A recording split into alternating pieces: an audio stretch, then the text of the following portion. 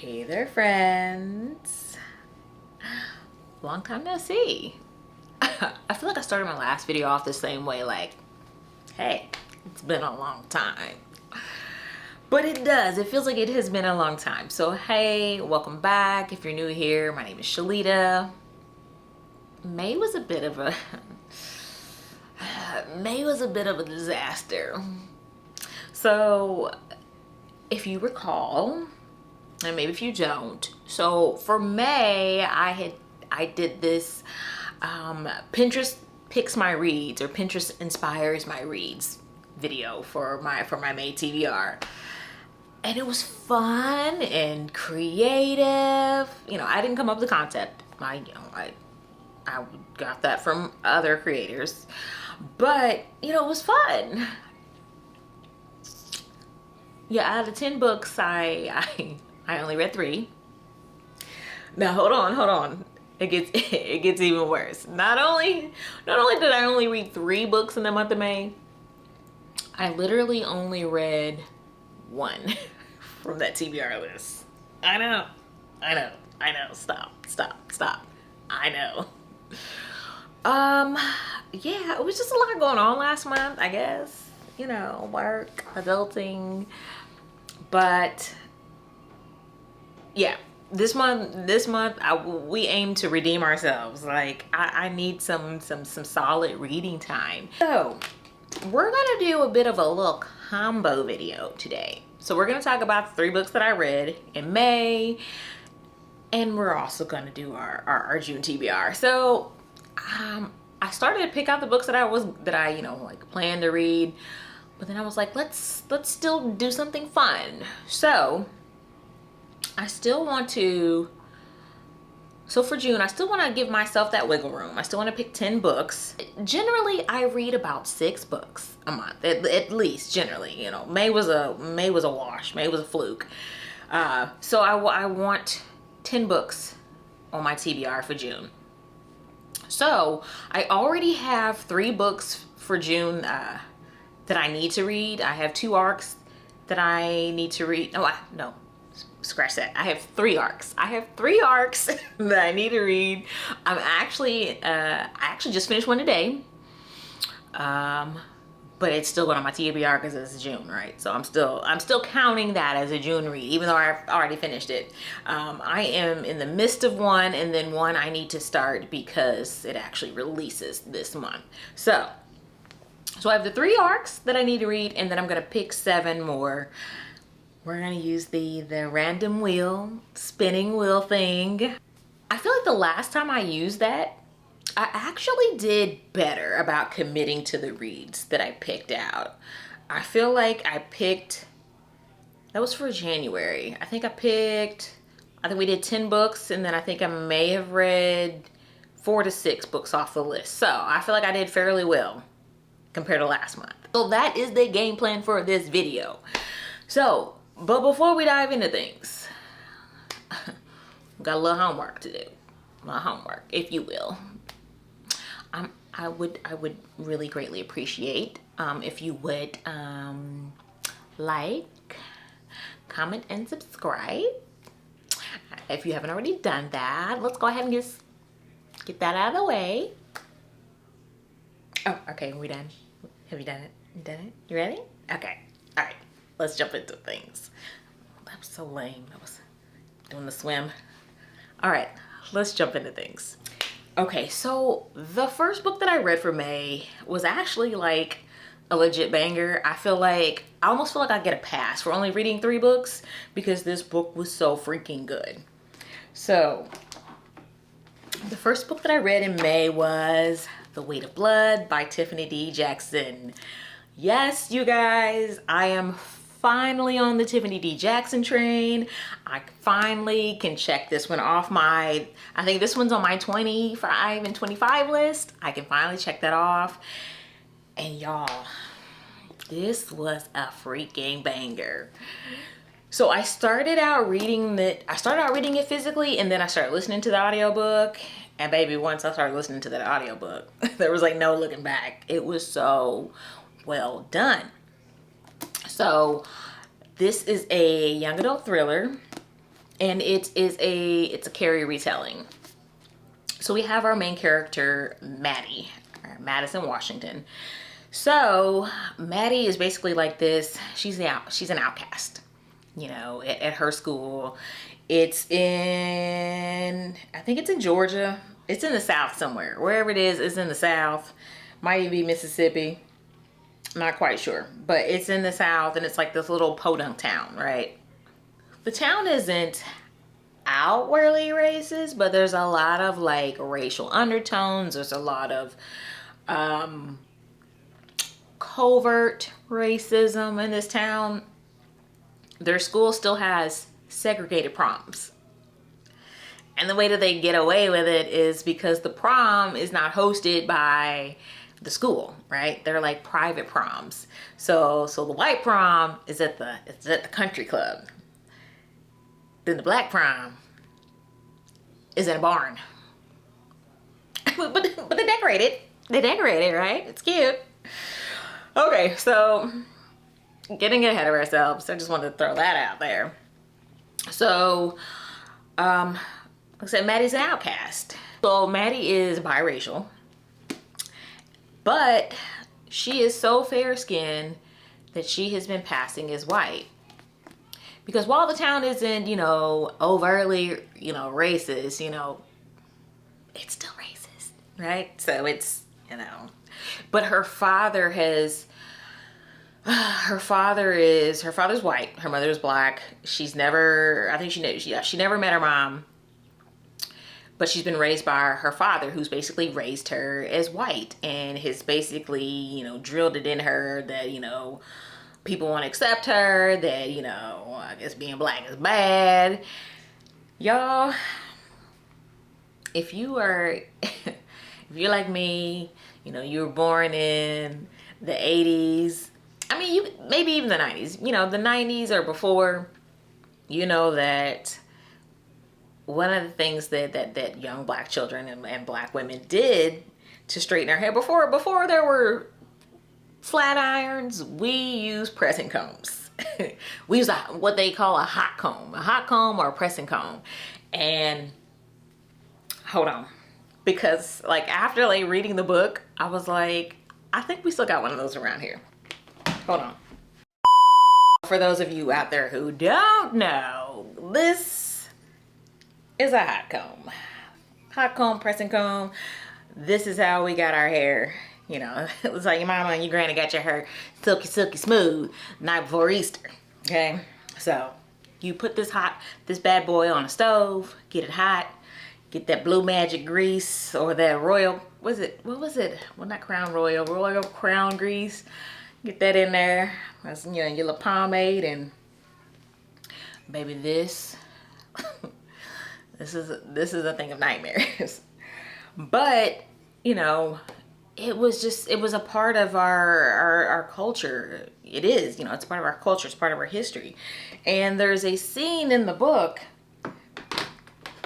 where Maddie's dad is pressing her hair, and clearly, and he does this all the time, but he has the, you know, there's the designated chair by the stove.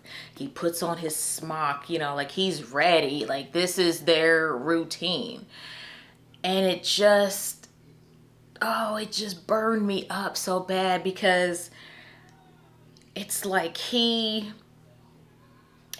took something so sacred to our community, to the black community. He took something so sacred and sullied it. Like it was a, you know, he wasn't doing it because, hey, you know, hey, it's, you know, let's do your hair, let's have a bonding moment. It was, let's do your hair because your hair is unacceptable in its natural state. Your hair is not good enough. You know, you need to be white, and people gonna see your afro. No, you're not. Maddie's secret comes out, and you know, she was already an outcast, she was already bullied. And then her secret comes out and the bullying gets worse. I wanted to jump through this book and beat these little bitches down. Like, there's this character, Jules. Jules is like the racist Regina George in this book. Like, I'm like, I don't care if she's 17. I'm about to come through this book and beat this little bitch down. It was horrible the way that this girl was treated, but not just by her peers, but by her dad. Like, he brainwashed her, and she had no one else besides him. So, you know, as horrible as he was to her, you know, that was her dad. You know, that's all she had. Well, if you've seen the movie Carrie, you kind of know what happens. You know, you know, Carrie got invited to the prom by the popular guy. So there is a guy in here, he's a black guy, Kenny. Everybody calls him Kenny, but his name is Kendrick. And Maddie is the only one who calls him by his name, calls him Kendrick. And, you know, they formed this bond, you know, because both of them can relate to, you know, feeling like an outsider. Like, she feels like an outsider no matter what, but all his friends, you know, he's an athlete, so he's friends with all the athletic kids, the popular kids, the white kids at the school, but so he's outcast. He's estranged from, you know, the black kids at his school. Like, he doesn't know how to relate to them. But then he really can't be himself with the white kids because, you know, he's just trying to fit in with them, right? So he's playing a part when he's with them. And the moment that he calls them out on their shit, then they turn on him. You know, it is fine and dandy when you are one of the good ones, right? But the moment that he spoke up about, you know, injustices towards Maddie and things like that, then all of a sudden it's like, whoa, buddy, calm down, you know, don't trouble the waters type situation, you know. So as long as you are compliant and complacent, you know, yes, massa, you know, you're one of the good ones. But the moment you step out of line and voice your opinion and stand up for yourself or stand up for your community, then you're a problem. Yeah, so this is, you know, this deals heavily with racism, but baby, this is a thriller. This is a horror. There is definitely some graphic, horrific scenes in this. And baby, the way this girl was treated, I was like, go for it. Go off, baby. Go off. It's your time. It's your time. It's your world, Maddie. Let's just get out of the way and let her blow. So, yeah, some people got what they deserve. Some people didn't. But hey, collateral damage. But yeah, excellent book. I rated it 5 stars. If you have never read anything by Tiffany D. Jackson, I highly recommend it. Y'all, this was like my second like YA thriller this year. I think I may have found my little genre, my new subgenre, whatever. I think I might be kind of sold on YA thrillers.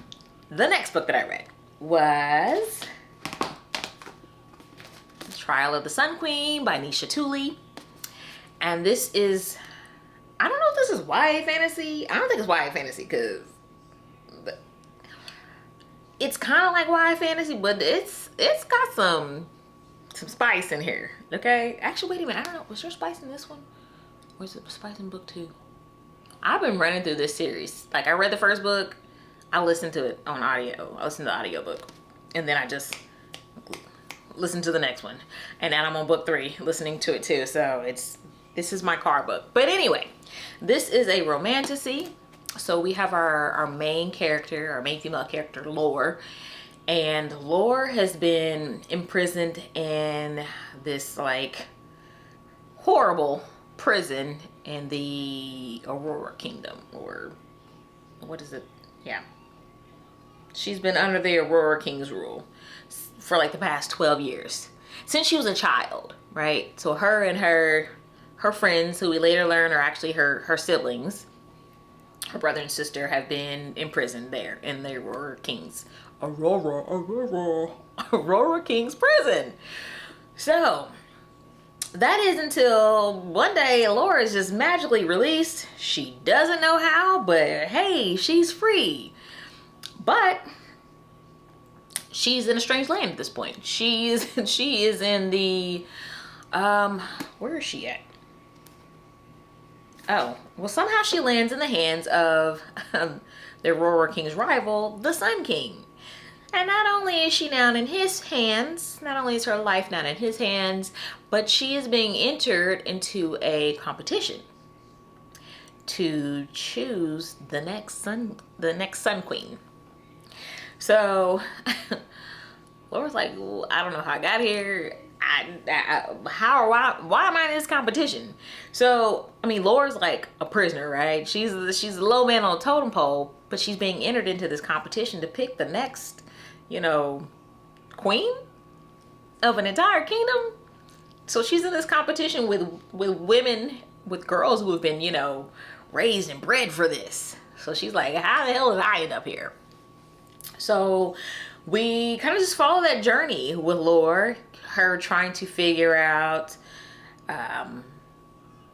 why she was set free from that prison, how she got out of that prison.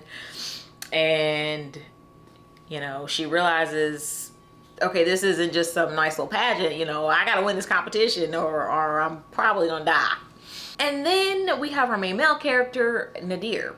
So Nadir is the prince of the Aurora Kingdom, right? So he notices that his dad has this fixation on this prisoner, but these prisoners go by numbers, right? And that prisoner is Laura. So once they realize that Laura's missing, his dad seems kind of fixated on finding her, but he won't really give Nadir a whole lot of details on who she is, why she's important. So that becomes Nadir's mission. He wants to know, hey, what is my dad hiding? Y'all, let me tell you. Okay, so at times, Laura kind of got on my nerves.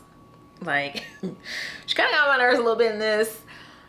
But Nadir's voice. Baby. Nadir's voice. Look, I should pull some pieces out so I could have some to tuck. Let me go ahead, let's do that. Nadir's voice. Yes, honey. And I was reading like reviews and there were like people complaining like, oh God, his voice was so monotone, it was flat, blah, blah, blah. Baby, were we listening to the same book? Cause honey, that voice. He could read all day long. I think I gave this one I rated this one like 4. And then the next book that I read was book 2, which is, what's the title of that one? What's the title of that one?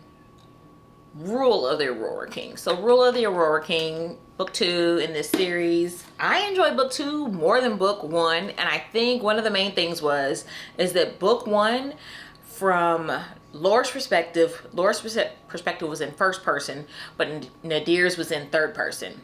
However, in book 2, they're both in first person. So we get to really, hear his emotion behind it. And book 2 is more of a, like, enemies to lovers situation. So, like, they don't really cross paths in book 1, but in book 2, they do. So, I can always book 2, so I can't really go into detail. You gotta read book 1, right? It's just a continuation of book 1, all right? Man, that was short and sweet, wasn't it? 22 minutes just to tell you I only read 3 books. Not short and sweet. All right, so those are the 3 books that I read in May. So let's talk about our June reads. Before we pull out the Wheel of Destiny, let's talk about the 3, mom brain fart. Let's talk about the 3, dang y'all. What are they called? What is her name? I feel like SpongeBob when he's, all I know is fine dining. The 3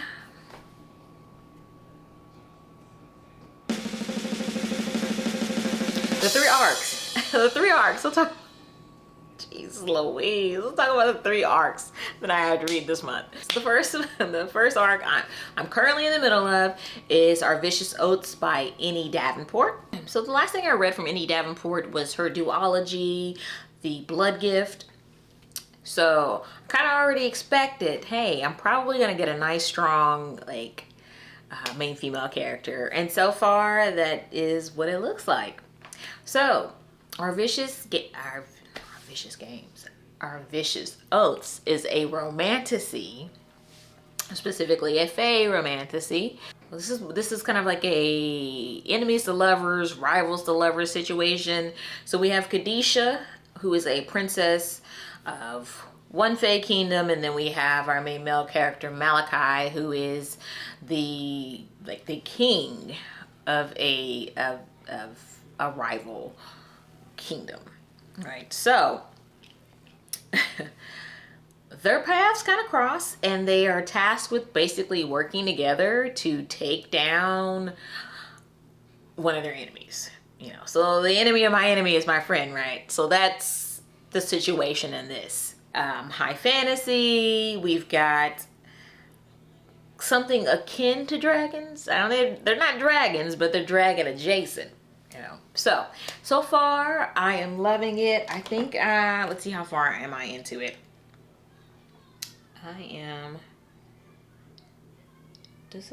Oh, you know what, I'm like, how far am I into it? I have not given an update recently, apparently. Well, anyway, so far so good. I'm enjoying it. Oh, it's spicy. So, but this one doesn't release until later on this year. I feel like, I want to say like October. I will put the official release date. I can't, hold on, let's see. October, yes, October 28th is the estimated or the expected release date. I'm sorry that I'm acting like Ashanti rubbing my braids. I can't help it. I am a fidgeter, and the hair's there to fidget with. The next book, the next arc, the one that I just finished, y'all, this was one of my most anticipated reads, like most anticipated, and it did not let me down. King of Ashes by S.A. Cosby. If you've been around here, you know how I feel about this man. You know how I feel about his writing. It is phenomenal. This was a 5-star read. I don't think I've rated any of his books lower than a 4 or 4.5. They have all been amazing. So this story follows our main character, Roman. So Roman is this like finance guru. Like, he knows how to make you money. Okay, he is a money maker, and he works with some very high-end elite clients, some on the more up and up end of the spectrum, and some that are kind of shady. But he's a he's a businessman. He's into that stocks, trading, market, whatever, making you money. His father gets into an accident, and we'll get to Dante. So Roman has to go home because dad got into an accident, right? So Roman has 2 siblings, Nevaeh and Dante. So Dante is the baby of the family. I don't know if any of y'all have baby brothers, baby sisters, but if you do, you know that the baby of the family tends to be, kind of like the wild child. And Dante lives up to it. So dad's in the hospital, but not only that, so they got that going for them. But their mother mysteriously disappeared like 20 years prior, and no one knows what happened to her. Right. And their family runs a crematorium. Wild, right? So Rome gets home, to find out, hey, he already knows dad got ran off the road or whatever. Dad's been in an accident. Dad's like in a coma at this point. But also once he gets home, he learns that his baby brother has gotten himself involved with some heavy hitters, some gangsters. And so now he is tasked with basically getting his brother out of this mess. The next arc that I'm reading this month is Blood Rains Down by H.M. Wolf. So this is a sequel to The Book of Sin, which I read last year. And The Book of Sin follows our main character, Hyacinth, and kind of her group of friends. They are orphans. There was like a big war and created all these orphans of magical abilities, these fae, and they are at this school for orphan fae children. There is an ancient prophecy about a magical child that is supposed to have this like power to save the world or end it type situation, you know, a child of great power.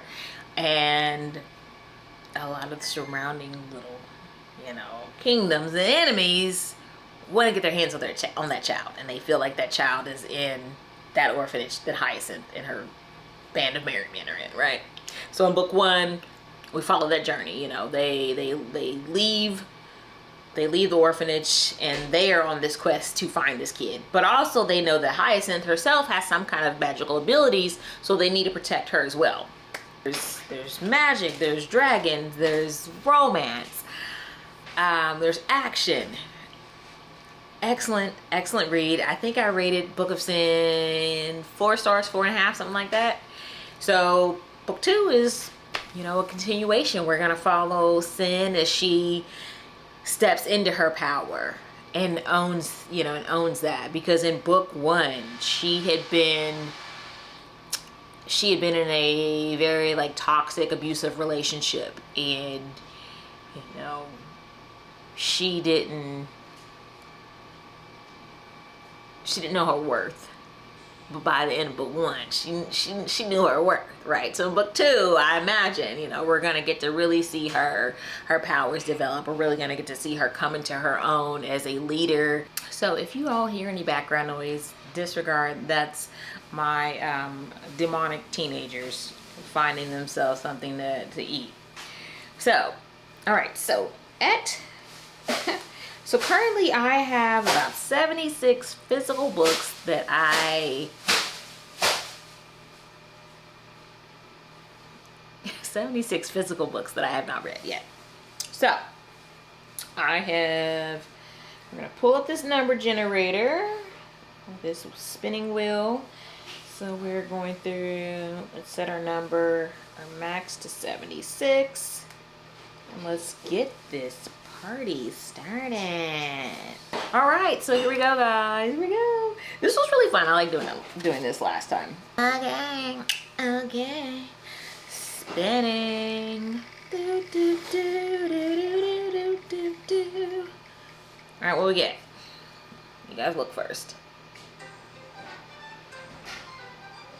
Yo, I don't remember the sound effects last time. All right, number 76. Jeez Louise. All right, let's see. Let's pull up our list. Number 70. Okay, y'all. Okay. All right, I can't make that any bigger for you to see, but number 76 is. Can y'all see that? Okay, well, let's just. I'd say trust but verify, but if you can't verify, then just trust me. Grown by Tiffany D. Jackson, another YA thriller. So our main character in this is Enchanted Jones. She gets discovered by this like legendary R&B singer. Apparently, or at least what I've heard, this story deals a lot with. This story kind of addresses how young women are treated in the music industry, how they are preyed upon, groomed by, you know, men, by grown-ass men, older men, that type of situation. So just, that's, at least this is what I've heard that it kind of is in relation to. But sounds like somebody's going off. Somebody's going gonna off Mr. Corey Fields, and Enchanted is gonna be the prime suspect. So I think we're gonna have a lot of like social issues in this one, just like Their Way to Blood, or The Way to Blood. So I'm eager to read this. So yeah, Shaughnessy like really raved about this, so I'm excited. Excellent pick, excellent. Look, we are coming out the gates swinging. Okay, all right, let's get back to it. Spinning, spinning, I just wanna really with Deborah Rich. What we got? We're spinning, right? Yeah, spinning. All right. Oh, they took the sound effects off. Okay. Next pick, number 19. Let's see. What do we got? Number 19 is...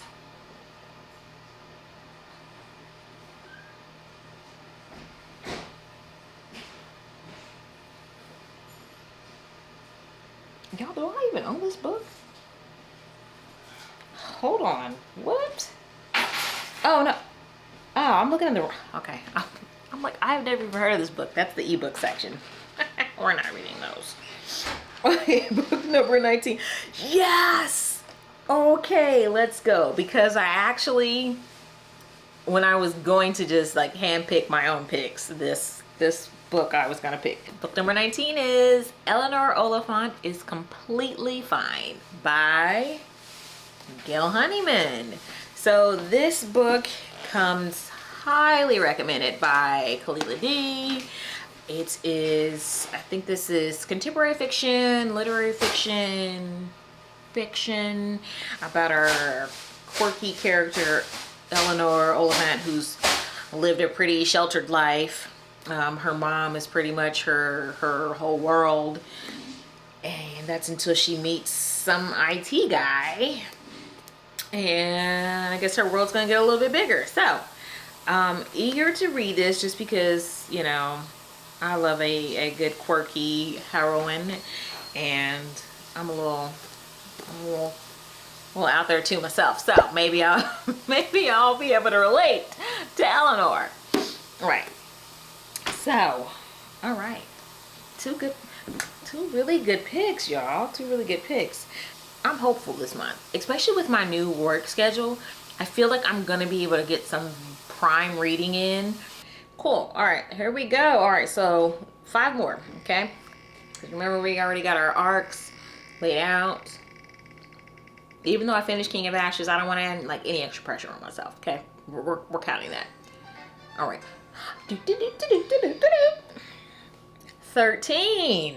Lucky number 13 is The Princess of Thornwood Drive by Kalia Moreau. So this is one, I think, where did I get this one? I ordered this one from Book Outlet. This was totally a cover purchase. Like the cover is stunning. Don't get me wrong, the synopsis sounds amazing too, but the cover is stunning. This story follows our main characters, Lane and Alyssa. They are sisters. Their parents died in an accident, and Alyssa was left paralyzed, and Lane is basically responsible for her. She's not only tackling her grief from losing her parents, but also now she is responsible for her sister's well-being. Meanwhile, Alyssa is basically, it sounds like she's in her own little world. She's created this fantasy world that she lives in. But I don't know if there's like magical realism in this, or maybe there might be a touch of fantasy in this, because it says there's a dark prince who is intent on winning Lane's heart, and now the sisters must find a way back to each other or risk being separated forever. So, I mean, Book Outlet is amazing. I mean, the selection is just, it's unmatched. And for the price, okay, you can definitely get out there and venture out there and try new authors and find books at a great price. You know, can't beat it. All right, actually, I feel like Raina Swan said there's a sale coming up. Whew. You know, I'm trying to resist, but I'm trying to resist. trying to resist because I want to wait and do some book shopping next month. So we'll see. Let's get back to the wheel. Jesus, take the wheel. All right. I know I gotta sing. Shut up. We've been through this before. It's not gonna stop me. What do we get? Boop, boop, boop, boop, boop, boop, boop, boop. It's like that music. I don't know if the microphone's picking that music up. It sounds like a quest, like a knight's quest. All right. 17. 17. Okay, look. Okay, here's what. Okay. Here's the caveat I meant to say in the beginning of this. I am giving myself executive veto decision at the end. I will allow myself to veto one choice. I'll wait till the end, and I will allow myself to veto one choice and pick again. That's my right. That's my right. This is my video. Okay. Let me go ahead and get this book. So the next pick is Tiny Pretty Things by Sona C, because I'm not about to tear up her name. You're not gonna catch me in the streets tearing up this woman's name. And Danielle Clayton. Okay. So this was actually on my May TBR. So I mean, maybe I should read it, but I'm not gonna lie, guys. I think when I bought this at Half Price Books during like one of my videos. And I think initially, like, purchasing it, like, it sounded good. No, you know what? I think this was like one of those, I think I was doing like a $20 budget challenge or something like that. And it sounded decent enough and it fit the budget. But I don't know, y'all. I don't know. I don't know if I really want to read this. Okay, so let me run down the synopsis. Okay, it's been a while, right? It says, being a dancer at New York's most elite ballet school isn't easy. Everyone wants to be the prima ballerina, and sometimes you have to play dirty. With the competition growing fiercer with every performance and harmless pranks growing even darker, or ever darker. I should be geek mode here. Bet, June, and Gigi find themselves battling it out to stay at the top. And it's only a matter of time before one small spark ignites and even the best get burned. I mean, it sounds okay. It sounds okay, but I don't know that I'm like really... I guess it's a YA thriller. So, I mean, I did say I'm in my YA thriller era. I just don't know, y'all. You know, when you pick up a book and you're like, oh yes. Like, you get that feeling. I don't know that I'm getting that vibe from this. And it's almost like 500 pages. We'll see. We'll see. I mean, clearly I picked 10 books to give myself wiggle room. So it doesn't mean I'm necessarily... It doesn't mean I'm necessarily going to get to it anyway. So maybe I'll just leave it on there. We'll see. We'll see. Okay.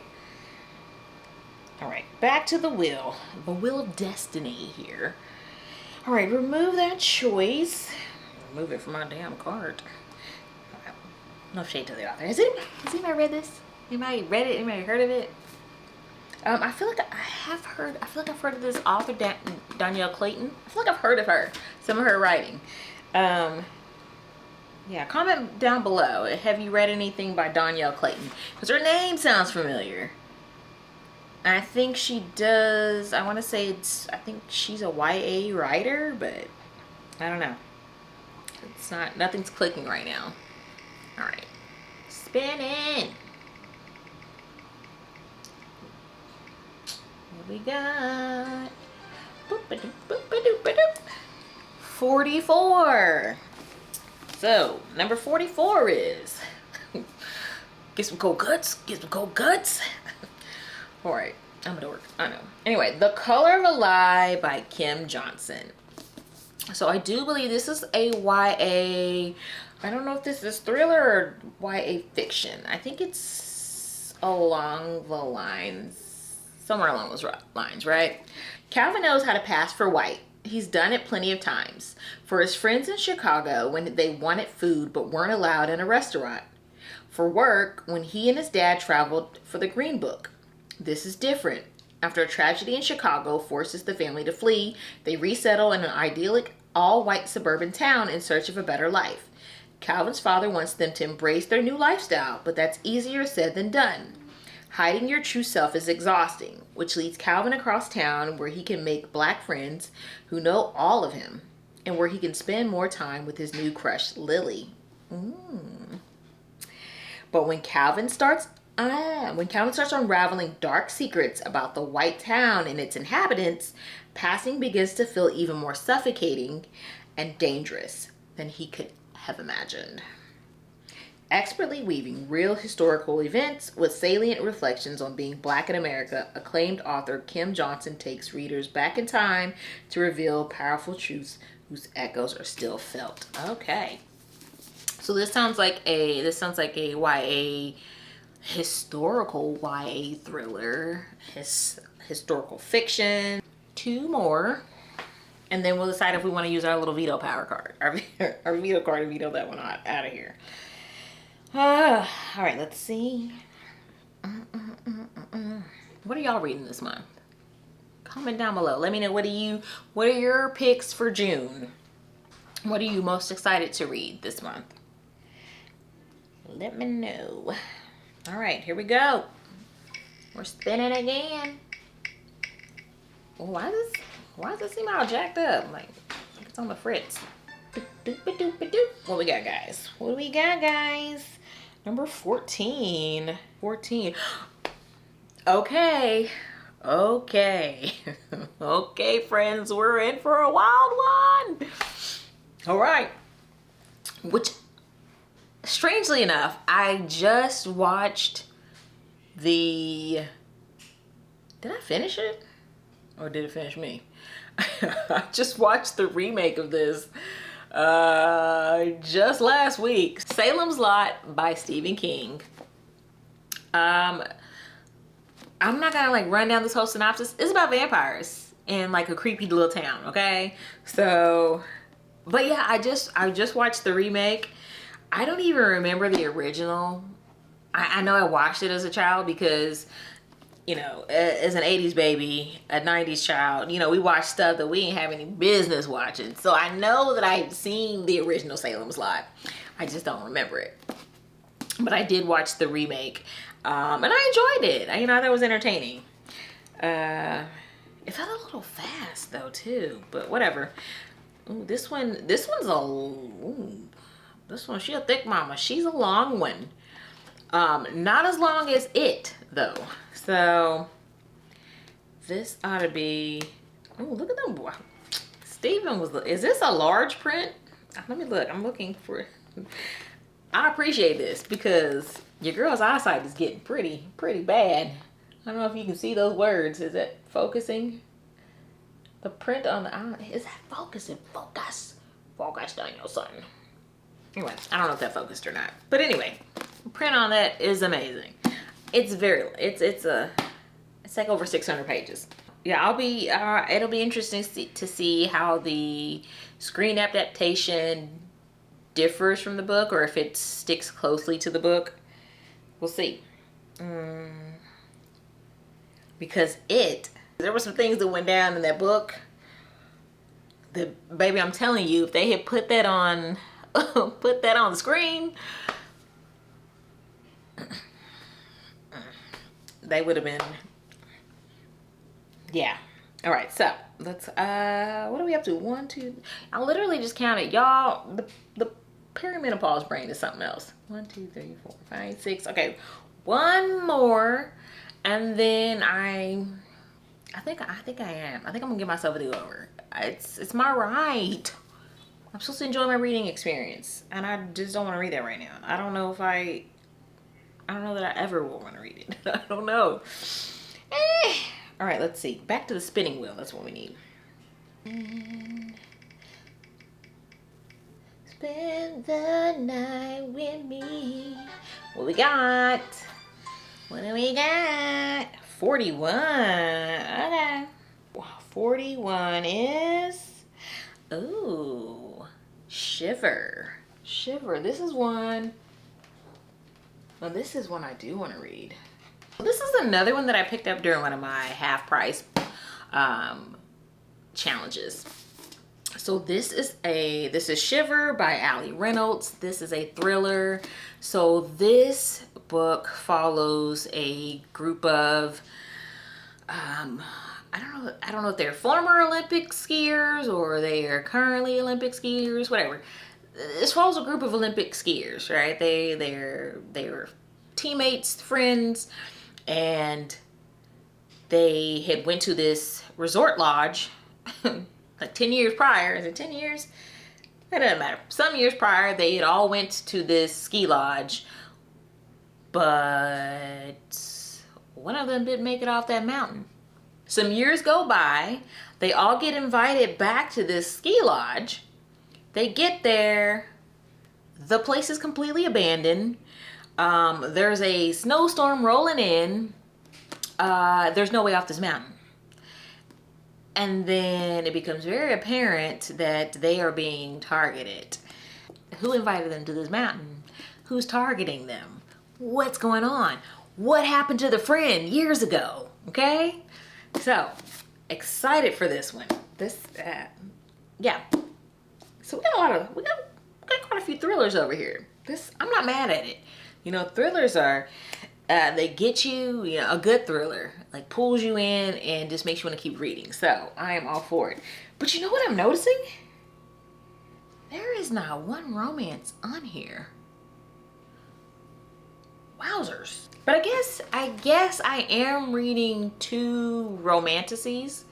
So I guess you could say that's romance. I got those. All right, I think I'm gonna veto power that one. I think we're gonna nix Tiny Pretty Things. Y'all let me know if anybody's read this. Let me know, because I don't know why, but this just isn't really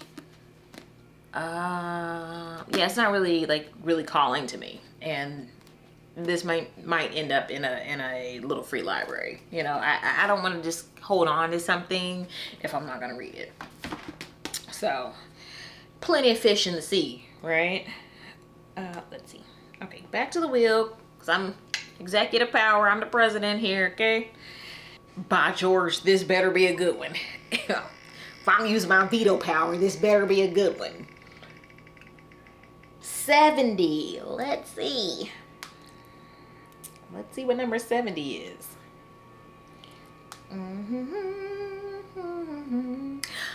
Okay. So this is one that was on my May TBR. So it's Spinning the Block is coming back. Look, that was 2 books on my May TBR. So clearly this is like the universe saying, girl, you gotta read one of these books. Our final pick, now that we're chucking this one, there's gonna chuck that over there. It's a couch over there. It's okay. No books were hurt during the filming of this. Okay. This mother, I had a hard time saying this last time too. This Motherless Land by Nikki May. This is fiction, contemporary fiction. This follows 2 cousins, one raised in England, one raised in Nigeria, I believe. Yeah, so they're cousins. They both have been raised in 2 different, cultural environments, and one of their mothers passes away, and so the one that's living in Nigeria, her mother passes away, so she has to go live with her family in England, and it's a culture shock for her.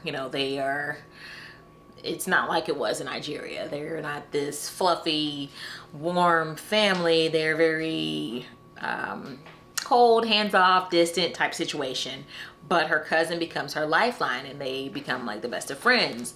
And then something happens, and they separate, they move apart, and then another tragedy strikes, and they have to try to find their way back to each other. This sounds like a coming of age story. This sounds like, sounds like it's going to deal with maybe some generational trauma and things like that. So I will be excited to read this.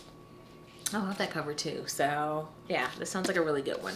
All right, friends. Well, that is all that I have for you today. let me know what you guys are reading this month. Let me know down in the comments. Please remember to like and subscribe for more. And until the next one, friends, bye.